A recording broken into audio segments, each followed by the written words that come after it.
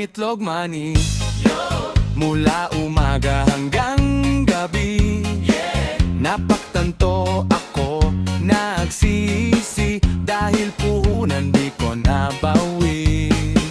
Kinabukasan nagbebenta ulit, sa bahay daan-daan, sa kanto paliko, sa bandang may sulok. Araw-araw dapat tatagan, sipagan at tamad ay iwasan. Pagiging masinop, matipid, maingat sa mga kawatan at palautan.